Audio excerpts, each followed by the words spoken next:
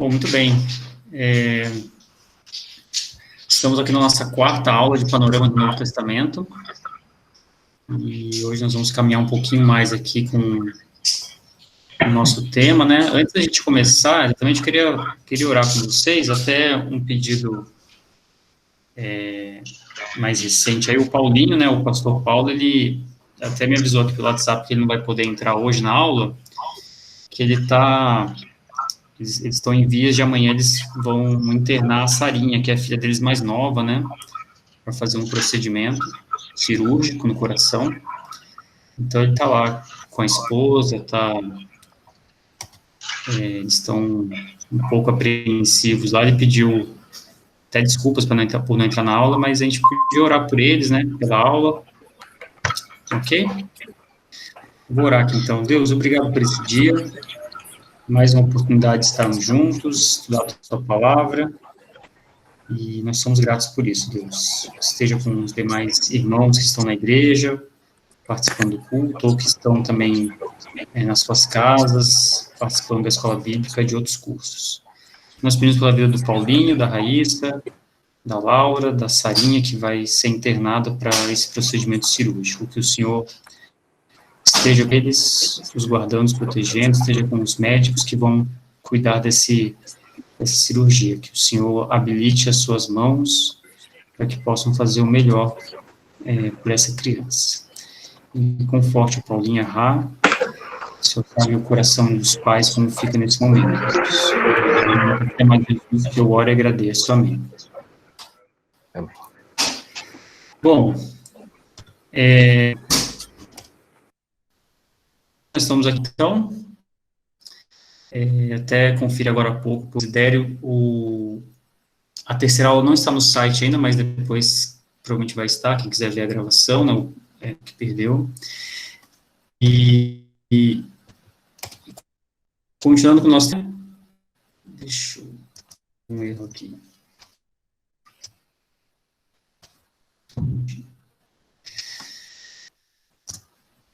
A proposta e o objetivo, né, vocês três têm participado aí de todas as aulas praticamente, já sabem quais são, né, a gente não precisa voltar nesse ponto aqui, eu até deixo aqui como nos slides, até por questões de estudos futuros de alguém e tal, mas, de fato, é esse olhar panorâmico que nós temos tido aí ao longo do curso, né, nossa quarta aula agora, ao longo de alguns livros, e, de fato, poder apreciar esse plano de vida de uma maneira...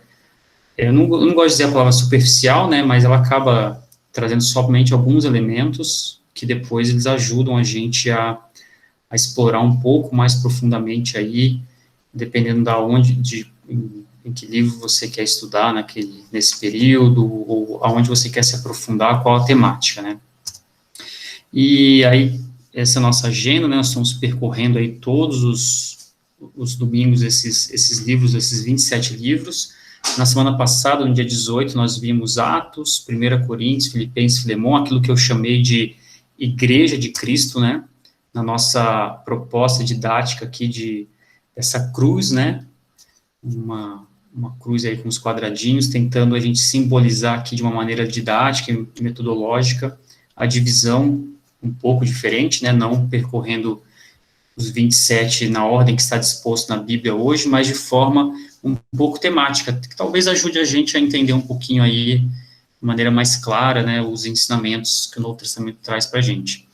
Na semana passada, então, a gente viu a Igreja de Cristo, a gente viu um pouco da formação da igreja, um pouco das igrejas nas casas, o contato de Paulo com os líderes, né, dessas igrejas, e agora a gente vai avançar um pouco aí na justificação em Cristo, aquilo que, essa palavra que ela percorre todo o ensino paulino, e ela vai aparecer para a gente aqui em 3 livros que eu estou destacando aqui. Claro que você vai encontrar essas temáticas nos demais livros, mas fortemente a justificação em Cristo está aqui presente no livro de Romanos, Efésios e Gálatas.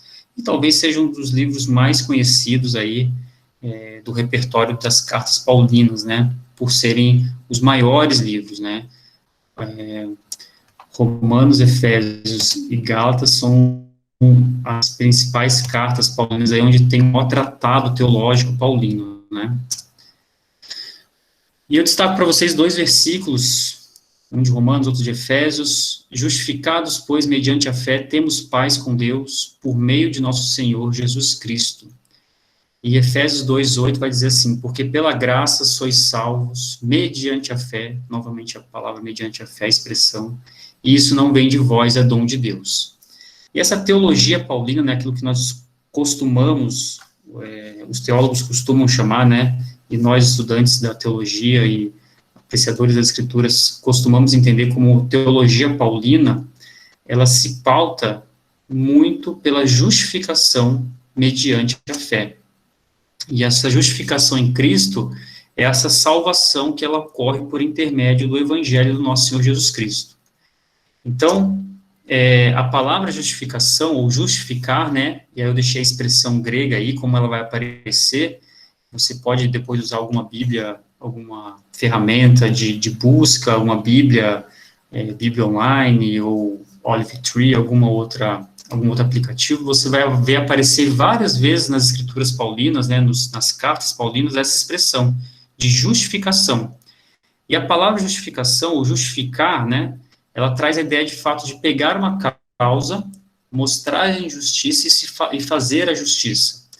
Ou dar um veredito favorável a alguém, vindicar, fazer com que alguém seja libertado de reivindicações pessoais ou institucionais que não mais podem ser consideradas pertinentes ou válidas.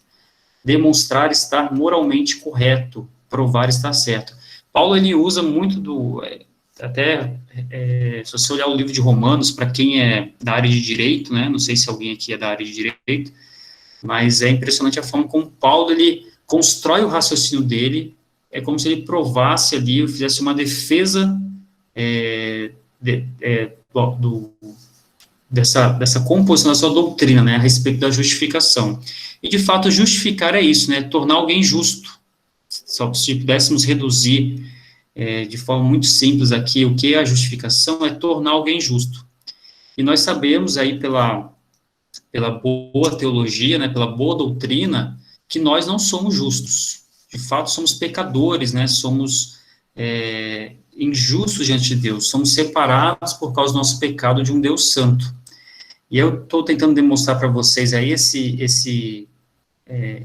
como é que eu posso chamar disso? Não é um organograma, né, uma disposição de elementos aí na tela, né, que eu capturei do site Voltemos ao Evangelho, um site relativamente sério, relativamente não, é bastante sério, e ele traz aí um pouco dessa questão da justificação pela fé, né.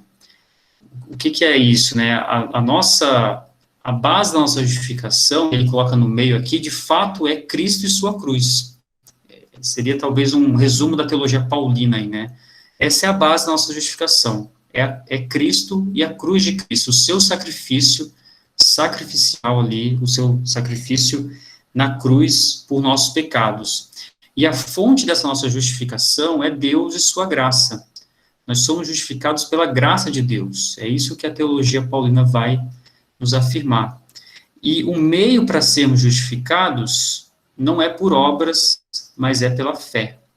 Então, ao longo desse dia de hoje, nós vamos passar por essas três cartas, 3 epístolas, Romanos, Gálatas e Efésios, e nós vamos ver muito aqui dessa fonte da nossa justificação, Paulo colocando para os seus leitores quem é a fonte da nossa justificação, quem que é a base, que é Cristo, e os meios para alcançarmos essa justificação. Então, nós aprendemos com a teologia paulina que nós não somos justificados por nossas próprias obras, ou por méritos, ou pelo sangue passado de pai para filho, né? Nós somos justificados tão somente pela fé em Cristo Jesus. E essa justificação, que é se tornar justo em Deus, ela tem a base ali na sua redenção divina, né? Que tem uma linguagem aí que o texto coloca aí pra gente, uma linguagem de servidão, né?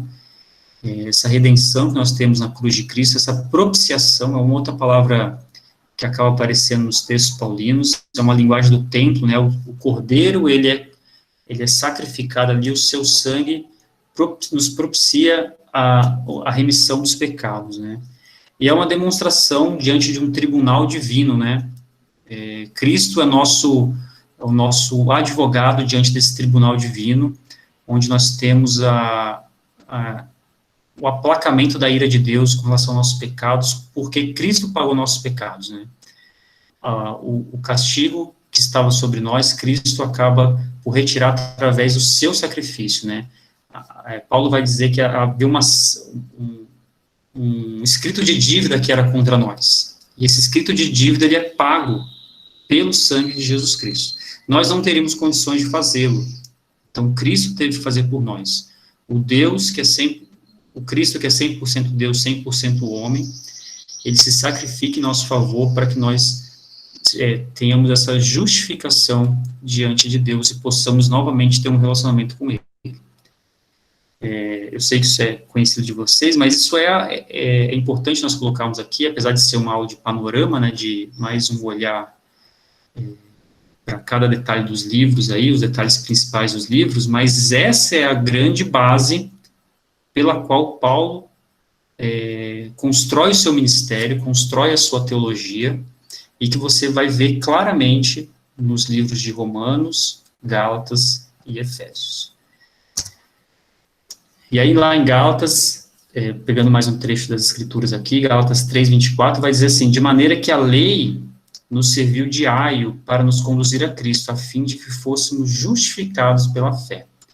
Então, quando nós entrarmos em Gálatas aqui, vai ver muito a questão de Paulo contra os judaizantes, né, contra o legalismo, que Paulo combatia firmemente, porque ainda havia, e ainda há nos dias de hoje, o pensamento de que a lei, né, os ritos religiosos, os ritos, as liturgias, o bom modismo, por assim dizer, ele pode nos conduzir a Cristo, mas de fato não é isso. Ele nos conduziu tão somente a ponto de pudéssemos ser justificados pela fé, né? Ele serviu como aio, como um tutor ali, né, um começo, mas de fato é a fé em Cristo Jesus. Tudo bem até aqui? Alguém quer fazer um comentário sobre justificação? Fica à vontade, viu, gente? Estamos aqui em... Boruto. Fala, Paulo. Estava vendo aqui, eu tenho uma Bíblia que tem o significado tanto em hebraico quanto grego. Esse aio é paidagogos. Paidagogos, é. É um instrutor, um professor. Aqui falou um líder de meninos. Sim. Um servo cuja função era levar as crianças à escola. Ou seja, a lei é para a infância de Israel, né? Exato. A lei ela não serviu só ali, né? Ela foi de fato, esse início, mas o fim mesmo é Cristo, né? E aí, a partir daí nós temos a justificação. Muito bom esse lembrete aí, né? E essa analogia, né, da infância de Israel. Paulo faz bastante analogia, né, de meninos na fé, né, de sermos, ainda precisamos do leite materno, né? E aí, novamente, um pequeno resumo, né? Vocês já estão acostumados a esse resuminho que eu faço. As datas aí, uma data provável, né, de você ter o escrito romano, ele foi mais ou menos em 57 depois de Cristo. Provavelmente Paulo estava ali em Corinto ou Cencreia, e ele escreveu exatamente para a igreja em Roma. Então, Romanos aí é exatamente isso, a igreja que se reunia em Roma. Você tem a carta de Gálatas, ela foi provavelmente em 49 ou 57, eu acredito que foi em 49, e até fazendo aqui uma propaganda, olha só, né, propaganda na escola bíblica. Se você fala assim, não, eu quero estudar Gálatas, teve um curso de Gálatas que foi oferecido recentemente pelo, agora esqueci o nome dele, mas eu ajudei esse professor na primeira aula. Foi o Gilvair, não foi? Gilvair. Gilvair Barqueiro, né? E eu auxiliei na primeira aula, que foi exatamente, seria um panorama, né? Então, eu gastei ali 1h e 20 minutos só com Gálatas, né? Nós vamos gastar aqui 10 minutos, para vocês verem a dificuldade que nós temos, né? Mas ali você tem, nessa aula, está gravada também, tem uns slides, tem uma aula fantástica que o Gilvair deu, eu participei com ele na primeira aula, né? E ela foi escrita provavelmente em Antioquia da Síria e foi para as igrejas na Galácia, que era uma região ali, não era uma cidade específica, era uma região que chamava de Galácia. E, por fim, aí, a carta dos Efésios, né? Provavelmente ela foi escrita em 60 depois de Cristo, já Paulo estando em Roma, e era uma carta considerada carta circular, uma carta que foi enviada para a igreja de Éfeso, mas ela tinha um propósito que ela percorresse diversas outras igrejas nas cidades da região ali. E aí entramos em Romanos, né? Acho que é o escrito paulino mais conhecido, né? Imagino eu, assim, pela sua qualidade, pela sua extensão de número de palavras, de texto, né? É um dos textos mais difíceis de serem entendidos à luz da teologia, porque Paulo, de fato, ele percorre diversos temas, né? Não só a justificação, que é o principal, mas ele faz diversas analogias com o Antigo Testamento. Então, é um texto muito estudado, você tem boas literaturas, compêndios aí literários muito bons de teólogos sobre o livro de Romanos, né? E um resumo aqui, Paulo, ele foi o autor, nós cremos nisso, mas provavelmente com o apoio de um amanuense, uma pessoa que é muito comum naquela época, escrevia para ele, né? Não se sabe ao certo o motivo disso, por que Tércio escreveu para Paulo, provavelmente como um apoio mesmo, alguém que estava com ele ali e compilava as ideias paulinas, né, de fato servindo como apoio de Paulo ali. E o versículo-chave, eu gostaria de ler para vocês, está lá em Romanos 12, 1 e 2, e vai dizer assim, Romanos 12, 1 e 2. Rogo-vos, pois, irmãos, pelas misericórdias de Deus, que apresenteis o vosso corpo por sacrifício santo e agradável a Deus, que é o vosso culto racional. E não vos conformeis com este século, mas transformai-vos pela renovação da sua mente, para que experimenteis qual seja a boa, agradável e perfeita vontade de Deus. Então, esse aí é o versículo-chave. É claro que você vai lembrar de diversos outros versículos. Se você for pegar o versículo que Lutero mais gosta, por exemplo, você vai lá para o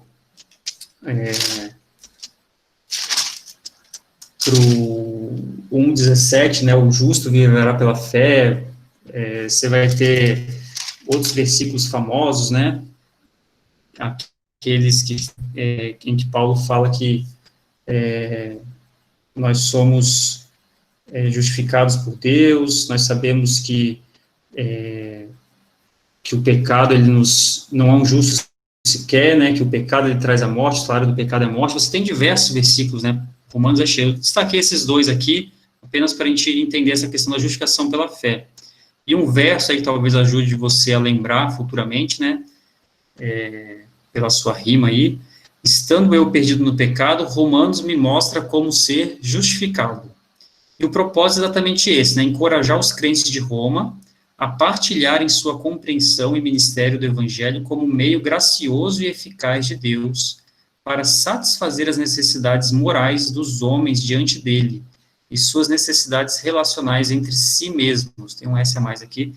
Mas é exatamente isso, esse encorajamento que Paulo estava dando aos romanos, aos crentes em Roma, para eles poderem partilhar ali no ambiente que estavam desse ministério do Evangelho, né?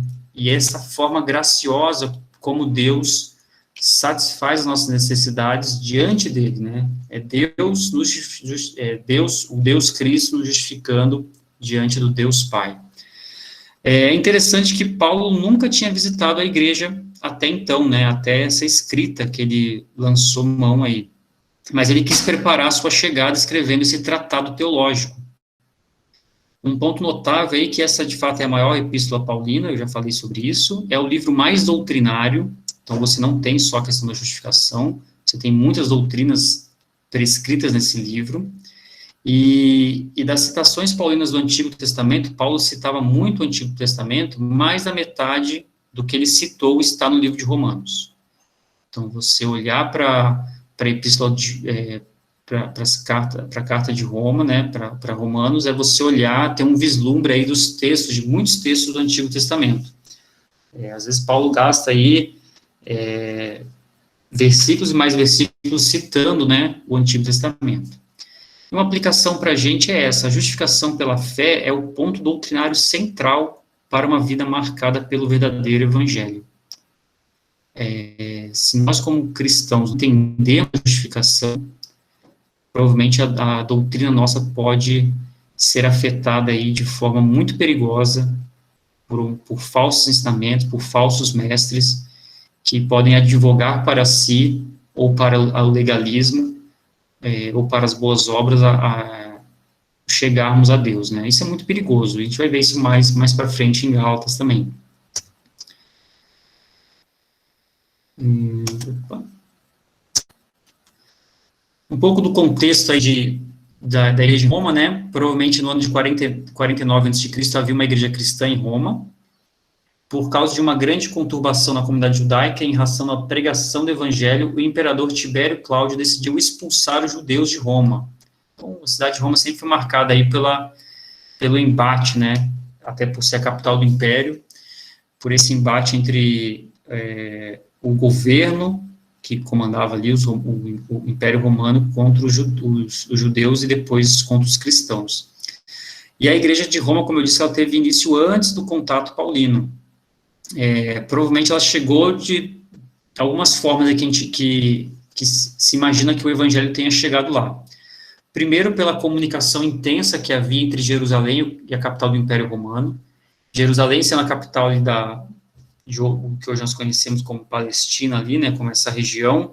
Você tem outras cidades importantes também, elas tinham que prestar contas para Roma, né, nem que fosse por causa dos grandes tributos cobrados.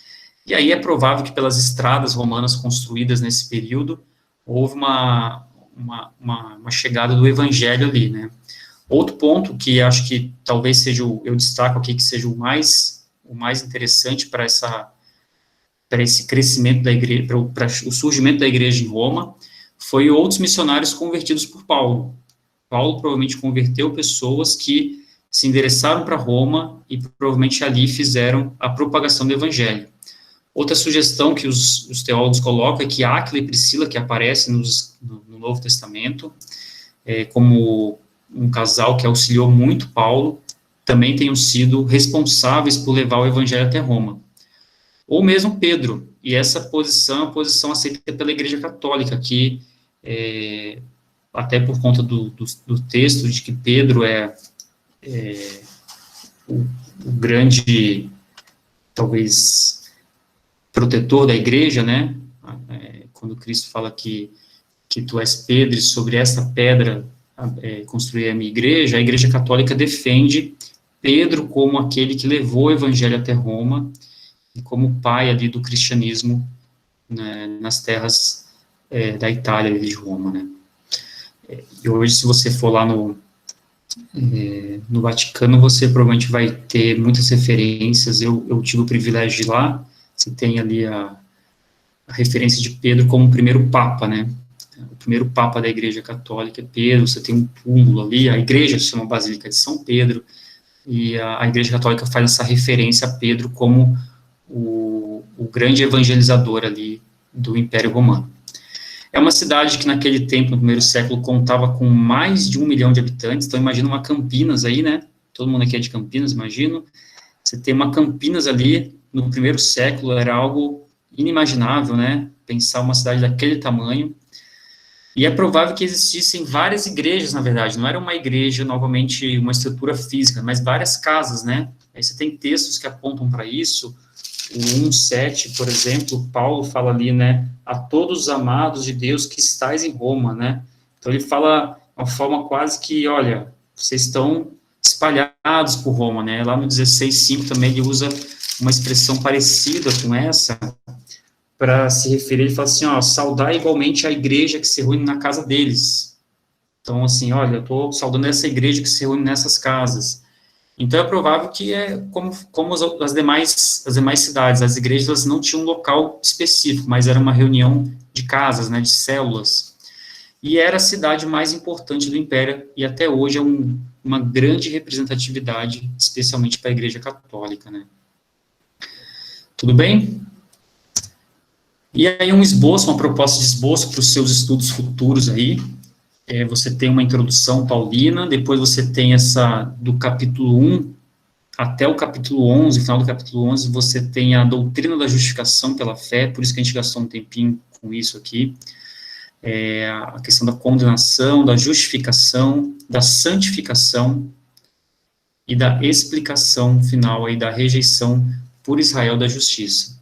Depois Paulo ele parte um pouquinho para os deveres, as responsabilidades do crente, né, no seio da igreja, a partir do capítulo 12 até o capítulo 15, o final do capítulo 15 ali, a respeito da igreja e como que os cidadãos, eles têm que olhar para a liberdade cristã.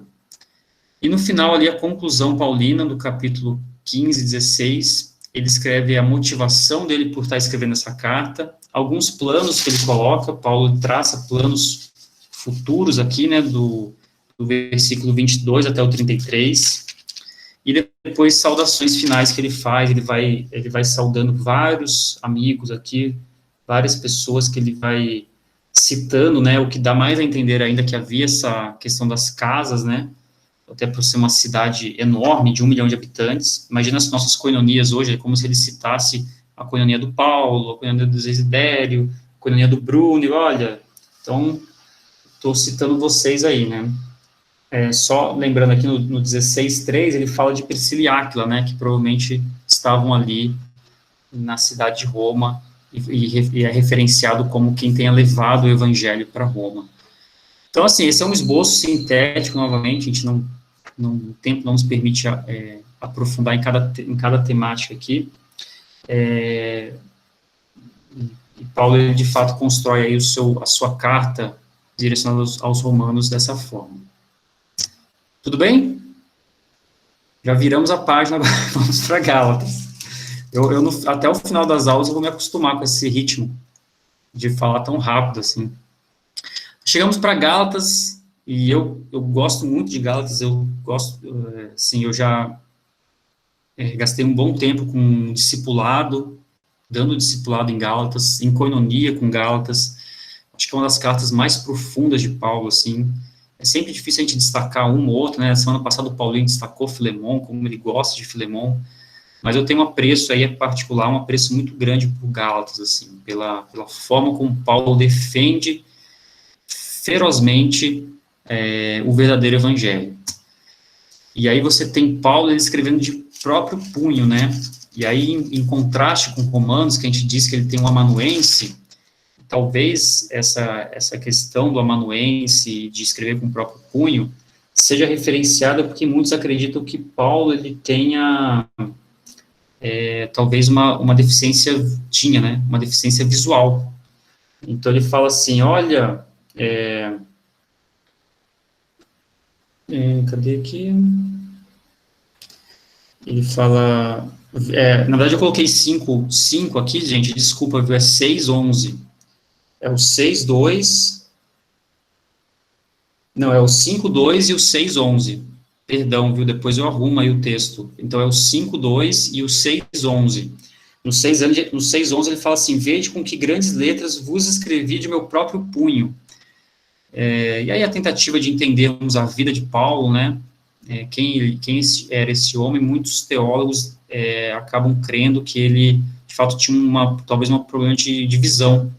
Por isso que ele fala escreve de punho próprio com letras grandes, né. O versículo-chave de Gálatas está lá em Gálatas 2:20. Logo, já não sou eu quem vive, mas Cristo vive em mim. E esse viver que agora tenho na carne, vivo pela fé no Filho de Deus, que me amou e a si mesmo se entregou por mim. E o verso-chave para a gente poder decorar e ter Gálatas na cabeça, de forma mais fresca, assim, Gálatas proclama liberdade do pecado, pela graça e não pela lei, como muitos têm pensado. E o propósito é, de fato, levar os cristãos da região da Galácia de volta a um desfrute total da sua liberdade em Cristo, ao reivindicar a origem e a autoridade divina para o evangelho da graça, denunciando o cristianismo judaizado com o evangelho falso e encorajando santidade e amor induzidos pelo Espírito. Eu gosto muito dessa carta, é só um parênteses aí. é uma carta que ela é muito viva para os dias de hoje, pela essa questão da autoridade divina, né? Paulo, ele fala, chega a falar assim, olha, nem que um anjo, ainda que um anjo viesse com outro evangelho, vocês têm que renegar. O evangelho de Cristo está sendo pregado agora, né? Nós temos muito disso na igreja cristã, se podemos colocar assim, de forma genérica, para se referir a todas as comunidades cristãs que existem, das pessoas reivindicando para si mesmas autoridades que são totalmente divinas, né, e autoridades apostólicas, né. Acho que o pessoal aí mais velho vai lembrar de alguns personagens brasileiros aí, teve um que chegou a se declarar como descendente de Abraão até, como um patriarca, né, salvo engano, eu posso até falar isso aqui, ele falou isso, não tem problema ficar gravado, acho que era o René Terra Nova, ele se dizia um patriarca. Então, essas personalidades, né, acabam levando o evangelho para uma vala comum e colocando-se acima do verdadeiro evangelho. É contra isso que Paulo estava combatendo, também contra esse, que aí ele chama ali desses judaizantes, né? O judaísmo, ele foi o berço do cristianismo, mas também quase foi a sua sepultura. É interessante isso, né? Você ter ali o nascedouro do cristianismo, mas quase que o cristianismo morre por conta dos judaizantes, do legalismo, né?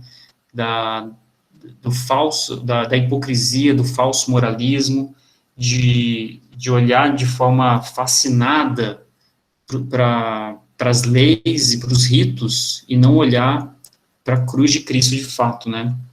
Tanto que Paulo vai dizer para os Gálatas lá em 3:1, né? Ó Gálatas insensatos, quem vos fascinou a vós outros, ante cujos olhos foi Jesus Cristo exposto como crucificado? Ele fala, eu quero saber de vocês receberam o Espírito pelas obras da lei ou pela pregação da fé?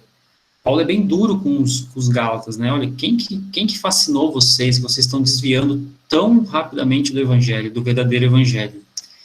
E um ponto notável, a gente vai ver isso, a gente vai ver 2 Coríntios na semana que vem, mas é que Paulo defende também em Gálatas a sua autoridade apostólica. Então, semana que vem a gente vai falar sobre os ministros de Cristo, né? E vai falar sobre Tito, sobre Timóteo e sobre Paulo, esses talvez três grandes expoentes aí do episcopado da igreja primitiva, mas Paulo também defende, na sua carta em Gálatas, o seu apostolado, porque os judaizantes da Galácia, eles, para desfazer do evangelho, da verdade do evangelho, eles tinham que desfazer do seu mensageiro, que era Paulo. Então, eles tiravam a autoridade paulina, e a carta ela tem, de fato, umas severas críticas a esses judaizantes. Tanto que ela não contém ações de graças, que é algo comum. Nós vimos isso em Filemão, vimos em Filipenses, na semana passada. Paulo, ele é muito gracioso, assim, na forma como ele se apresenta. E Gálatas, não. Gálatas é tiro curto, assim. Ele fala quem ele é, ele fala assim, eu sou apóstolo, não da parte de homens, mas da parte de Deus. E ele já começa descendo ali a sua doutrina sobre os Gálatas, né? E a aplicação que nós temos aqui é, de fato, a liberdade sem libertinagem. Nós somos libertos em Cristo, não para podermos dar vazão ao pecado, mas ao sermos libertos do pecado, somos escravos de Cristo, né? Então, eu sou livre da lei para ser escravo de Cristo. Isso, às vezes, é uma palavra muito dura para se ouvir hoje em dia, né? Num mundo onde todo mundo quer ser livre, quer ver de forma libertária de todas as amarras da sociedade, tudo que acha que lhe prende, quer ver sua vida intensamente, nós dizemos que somos escravos de Cristo. Mas é isso que Paulo prega, nós somos escravos de Cristo pela graça de Deus. E aí, só um contexto histórico rápido, Gálatas, o então reino da Galácia, né, a região da Galácia, ela foi doada para os romanos, e foi feita a província do império depois da morte do último rei da região da Galácia, em 25 depois de Cristo. A população era muito mista, e incluía descendentes dos gauleses, romanos, judeus e esses galogretes, que é uma mistura étnica de gauleses com gregos. Então, você percebe ali que tem gregos, tem gauleses, tem romanos, tem judeus, é um emaranhado de gente, de culturas, de... Pode falar, Paulo. Boruto, e quando você estava falando aí, né, eu me lembrei do Salmo 2, lá no versículo 3, os ímpios, né? Rompamos os seus laços e sacudamos de nós as suas algemas. Ri-se aquele que habita nos céus, o Senhor zomba deles. Na sua ira, seu tempo lhes há de falar, e no seu furor os confundirá. E olha o 12. Beijai o filho para que não se irrite e não perecerás no caminho. Porque dentro em pouco se lhe inflamará a ira. Bem-aventurados. Ou seja, o ser humano, no seu estado natural, é o pior tipo de escravidão, né? Ele está dizendo, rompamos os laços com quem, né? Com Deus.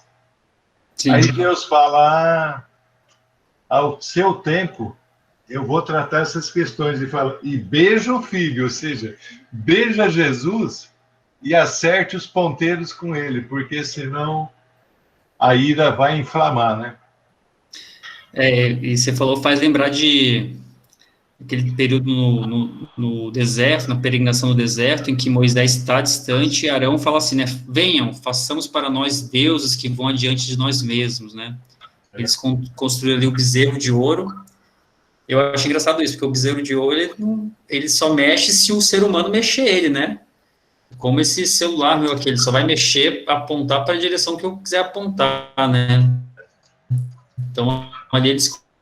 O seu novo Deus, na verdade, são eles mesmos, né? O ser humano, ele se endeusa, né?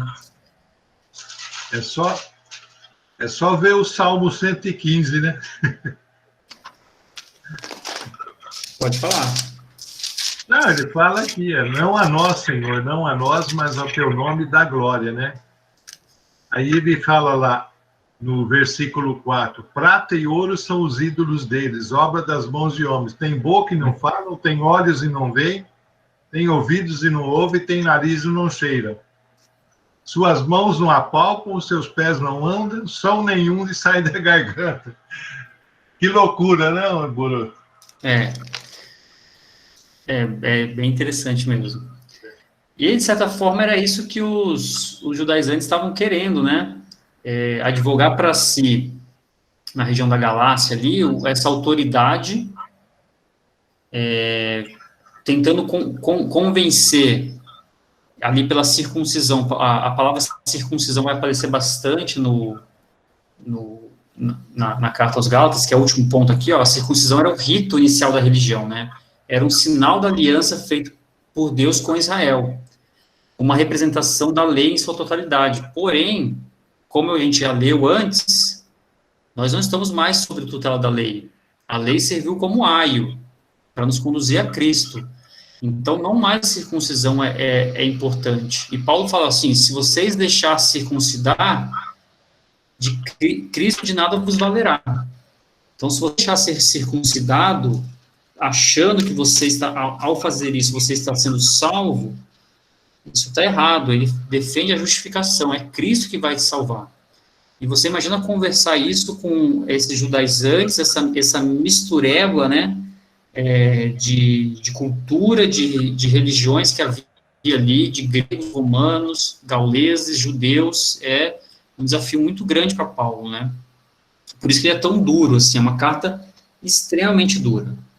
Talvez seja a carta mais dura de Paulo aí, para poder referendar a verdadeira justificação, a verdadeiro evangelho. Então, é tão dura que ele repreende até Pedro, né? É verdade. É tão dura que ele repreende até Pedro. Ele fala aqui, né, que ele repreendeu Pedro face a face, né? É bem interessante isso, lá no capítulo 2. Paulo, isso a gente tem que olhar que bate muito fundo em Paulo, quando a questão é com o evangelho de Cristo, com o verdadeiro evangelho, né? E aí, ele fala aqui, né, só mais um aqui, as igrejas da Galácia, sobre essa heresia, os praticantes da lei de Moisés se infiltraram na igreja da Galácia, exigindo aos cristãos que obedecessem às ordenanças da lei. Então, é isso. E aí, como uma proposta de esboço aqui, você para os seus estudos futuros também, Paulo ele faz uma rápida vindicação pessoal, que acho que é a vindicação pessoal mais dura e mais contundente. Ele fala que ele é apóstolo de Cristo, de Deus, não dos homens, não da parte de homens. Ele faz uma forte advertência contra outros evangelhos, tanto que ele fala assim, ó, ainda que um anjo tivesse vindo do céu e pregue um evangelho que vai além do que eu tenho pregado, que seja anátema, né? Mesmo que viesse um anjo pregando. Ele fala sobre a sua autoridade, defendendo aí a sua autoridade e a mensagem. Então, ele fala da revelação divina, da aprovação apostólica que ele tem, que Paulo tem. Paulo é aprovado como apóstolo, e essa reprovação de Pedro que o nosso Paulo aqui comentou, né? É bem interessante essa reprovação que ele faz a respeito de Pedro, que ele fala que frente a frente ele reprovou Pedro por conta de impor pesadas liturgias aos gentios, né? De liturgias essas que nem os judeus conseguiam cumprir. Tem essa vindicação doutrinária, que é esse momento que Paulo, ele faz, de fato, essa defesa, usando a experiência de Abraão, para dizer a respeito da posição doutrinária dele, e depois ele traz algumas aplicações práticas a respeito da liberdade que os gálatas têm que ter. Então, ele traz a respeito dessa liberdade, das obras da carne e do fruto do Espírito, talvez sejam os textos mais conhecidos aí, que é o fruto do Espírito. Ele fala quais são os frutos da carne, quais são as obras da carne, ele faz um contraponto quais são o fruto do Espírito. E as relações dentro da família da fé, como eles tinham que se comportar uns com os outros ali. Para no final ele concluir, e ele se vangloria somente da cruz de Cristo. Ele fala que ele não se gloria nele mesmo, mas somente na cruz de Cristo. Então, novamente, é uma carta aí que, pessoalmente, eu admiro bastante, e ela tem uma posição doutrinária muito forte, que corrobora com essa justificação em Cristo. Tudo bem? E aí terminamos aqui com Efésios. A próxima carta é a carta de Efésios, na sequência dos livros, ela é a próxima mesmo ali, bem fácil de achar. Paulo já estava na prisão em Roma, quando foi escrito. Ele usa ali, podemos usar aqui o versículo 1 do capítulo 4 como um versículo-chave para podermos memorizar a temática de Efésios. Rogo-vos, pois, eu, prisioneiro no Senhor, que andeis de modo digno da vocação que fostes chamados. E a frase-chave aí de Efésios é, de fato, andando em Cristo, ou andando com Cristo, ou andando junto a Cristo, né? Andar de modo digno de nossa vocação. Efésios exalta nossa alta posição. Ao andarmos de modo digno para o que fomos chamados, que é sermos filhos de Deus, herdeiros de Deus e co-herdeiros com Cristo, Efésios, a carta de Paulo aos Efésios, está exaltando nossa posição elevada. Então, o propósito de Paulo nessa carta é, de fato, encorajar o desfrute da posição privilegiada que a Igreja de Cristo tem, e a sua aplicação na vida cotidiana para Cristo no mundo. Então, de fato, podermos olhar essa posição privilegiada que temos, de sermos parte da família de Deus, e como vamos usar essa posição privilegiada para podermos aplicar na nossa vida cotidiana e alcançar o mundo através de Cristo. E aí, como eu disse, essa é uma das cartas da prisão, e, de fato, apresenta um bom resumo do pensamento paulino, né? A gente está falando aqui de diversas cartas paulinas, e Paulo traz diversos apetrechos doutrinários aí. Efésios, talvez, ele traga um bom resumo aí, apesar de ser uma carta pequena, com 6 capítulos, ele faz um bom resumo aí da doutrina paulina.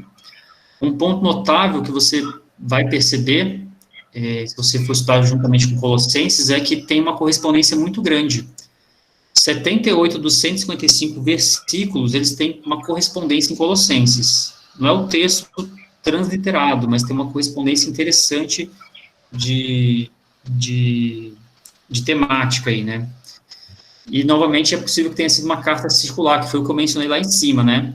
Que não era uma carta direcionada especificamente para a igreja de Éfeso, era uma carta que ela foi dada exatamente para circular nas igrejas da região. Uma aplicação para a gente de olhar para Efésios é assim: não basta conhecer a sã doutrina, não basta saber que estamos numa posição privilegiada, nós devemos ter um comportamento condizente na nossa luta contra Satanás. É por isso que Paulo vai dizer lá no final, essa briga que nós temos contra as potestades, né, as potestades do inferno, né, contra Satanás. Ele vai dizer lá no capítulo 6, a partir do versículo 10, que ele traz a armadura de Cristo. Por isso que eu trouxe aqui a imagem da armadura, né. Nós temos a armadura de Deus para nos mantermos firmes contra as ciladas do diabo, contra Satanás, que é o grande adversário. Então, Paulo, ele traz uma questão doutrinária, mas ele traz elementos práticos, né, ele traz elementos aqui para o relacionamento do lar cristão, entre marido e mulher, para o relacionamento no lar cristão dos filhos e dos pais, também de servos e senhores. Então, ele tem uma proposição doutrinária, mas também de aplicação para a igreja, né, para como você tem que tratar os seus semelhantes irmãos em Cristo. E é muito interessante isso. Paulo, ele traz aqui, ele coloca a mulher numa posição muito interessante, porque ele fala que o homem tem que amar a sua esposa como Cristo amou a igreja, de forma sacrificial. Então, você imagina no ambiente de primeiro século, em que a mulher era tida, às vezes, como menos que um escravo, uma posição inferior ao escravo. Paulo, ele usa da sabedoria divina para dizer que essas, né, as mulheres, são parte integrante da igreja de Cristo, do corpo de Cristo, e que os maridos têm que sacrificialmente amar as suas esposas, como Cristo amou a igreja. E como que Cristo amou a igreja? Ele morreu pela igreja. Ele se dedicou integralmente pela igreja. Isso é muito bonito, né? No mundo que a gente vive hoje, em que você há uma linguagem feminista tão difícil de apreciarmos, né, onde a mulher poderia, na verdade, mostrar dentro da Bíblia sua alta posição, o seu modo digno, né, sua privilegiada posição dentro da igreja, como parte mais frágil, mas a mais protegida, né. Paulo está ressaltando isso no primeiro século, é muito interessante. E aí, só um contexto histórico da igreja de Éfeso, né, apesar de, novamente, ser uma carta circular, mas ela é endereçada primeiramente para Éfeso. Ela provavelmente foi resultado do ministério de Apolo. Então, lá em Atos 18, isso a gente falou na semana passada, das viagens missionárias de Paulo, mas ali em Atos 18 você tem ali um vislumbre que provavelmente Apolo foi o grande missionário e primeiro pastor, primeiro bispo ali da igreja de Éfeso. Paulo, ele chegou a anunciar o evangelho por 3 meses na sinagoga de Éfeso, né? Paulo sempre procurava a primeira sinagoga judaica para falar do seu evangelho.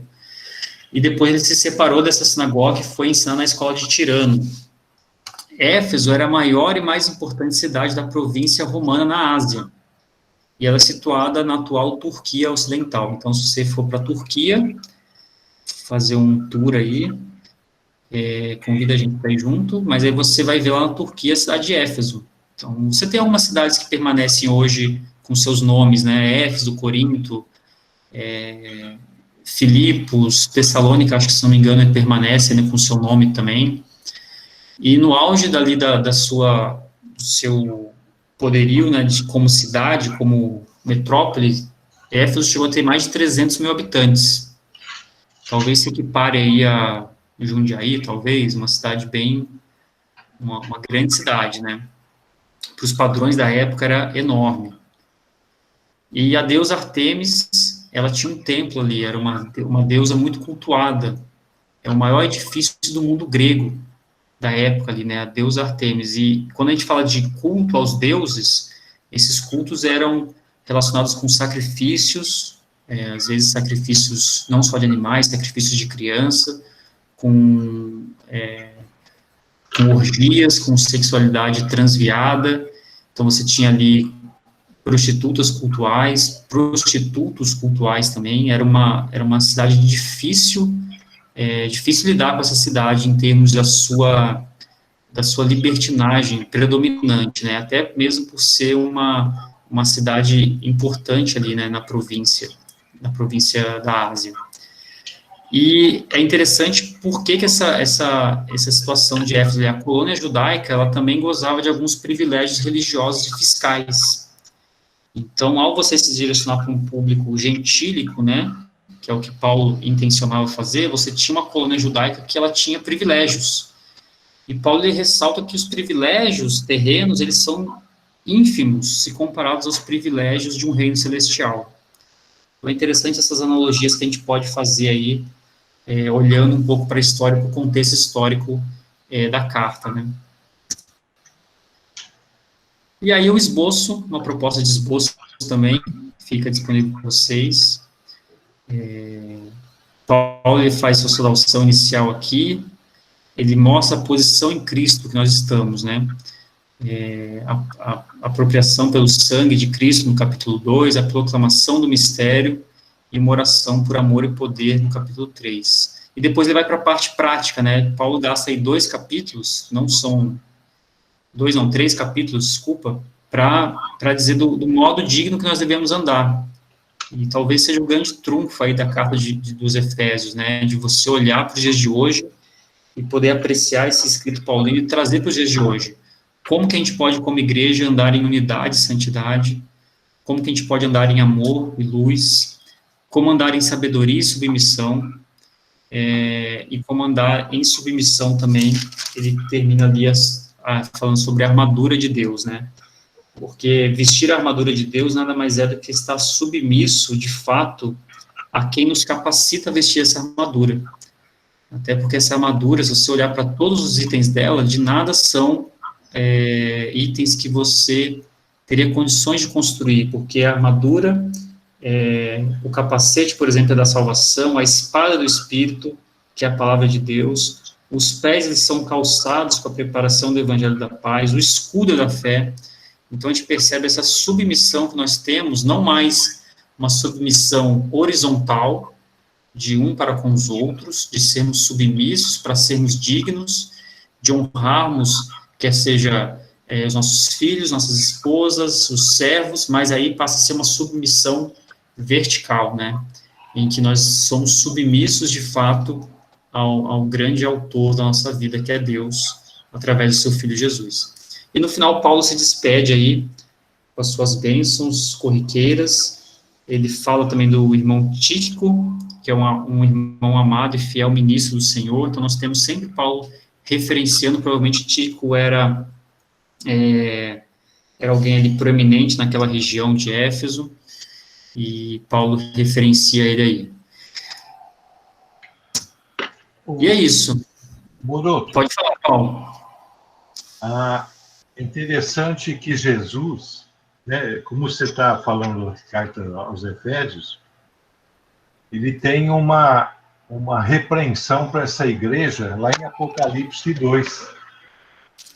Ele diz que a igreja, a ortodoxia muito boa, o labor, a perseverança, ou seja, ele elogia a igreja, mas ele diz: tenho, porém, contra ti que abandonaste o teu primeiro amor. Sim. Então, ele exorta essa igreja, né? E Jesus a todas as igrejas. A única igreja que ele não tem elogio nenhum é a de Laodiceia, né? Quem tem ouvidos, ouça o que o Espírito diz às igrejas, né? Então, eu só lembrei disso porque é uma exortação que Jesus faz para nós, né? De repente, a gente tem a doutrina, a ortodoxia, o labor, a gente não suporta o mal, mas é aquele primeiro amor a Jesus Cristo, né? Sim. Aquilo que arde o coração, né? E você falou bem, Paulo. Até agradeço aí, porque a carta lá em Apocalipse, acho que é a única igreja das igrejas paulinas, aí talvez que a gente tenha uma referência clara, né, objetiva, né, seja a igreja de Éfeso. As demais igrejas, elas não estão, salvo engano aí, aí Paulo pode confirmar que ele entende mais, acho que a igreja de Esmirna, Pérgamo, Tiatira, Sardes, Filadélfia e Laodiceia, elas não estão referenciadas nos escritos paulinos, né? É João que vai trazer essas igrejas para a gente aí. Mas a igreja de Éfeso tá. Então é interessante a gente poder olhar lá para o Apocalipse, né, para o texto de João, e poder ter essa referência tão clara e objetiva. Bom, gente, é isso. Novamente, vocês viram que o tempo corre. Como eu tinha só 3 livros hoje, nos outros foram tudo 4 livros, né? Como tinha 3, eu incluí a justificação. Para não ficar tão... Senão tem muito tempo para falar, aí você inclui mais assunto, né? Mas eu queria deixar isso muito claro para vocês, como a justificação em Cristo, ela é importante, né? Como isso permeia a doutrina paulina e tem que estar enraizado no nosso coração, e talvez isso possa alimentar e para a gente não perder o primeiro amor, que de fato é o que, como o Paulo ressaltou aí na igreja de Éfeso, é uma crítica, né? Que a gente às vezes está tão... Isso é um perigo, aliás, que o Paulo levantou, um perigo de quem estuda as escrituras, né? Você começa a estudar, aí você vê muita teologia, muita história, e você esquece que o autor desse livro aqui é o próprio Deus, né? É o Senhor Jesus que permeia o Antigo e o Novo Testamento, né? Ele é o Senhor da história, né? Tudo bem, pessoal? Alguém quer... Pode falar, Paulo. Você falou, passando, né, falou, realmente, essas coisas a gente já ouviu, tem ouvido, mas é impressionante como a gente precisa do Evangelho todo dia, porque nós somos miseráveis pecadores, né? E eu me lembro uma passagem de Filipenses 3, 1, Paulo está dizendo, quanto ao mais, irmãos meus, alegrai-vos no Senhor. A mim não me desgosta e a segurança para vós outros que eu escreva as mesmas coisas.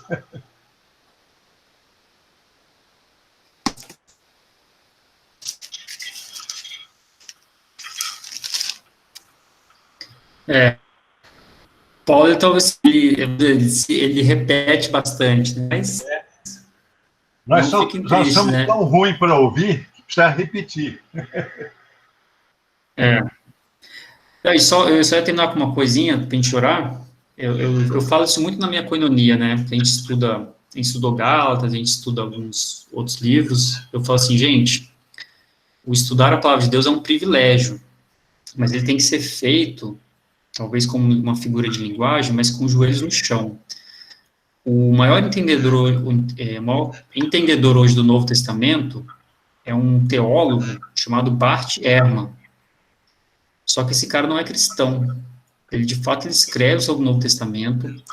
O pastor Marcelo Berti já até pregou uma vez sobre um livro do Bart Ehrman na igreja. Várias vezes ele é citado, esse autor, pela sua compreensão do Novo Testamento, porém ele mesmo se declara como um ateu.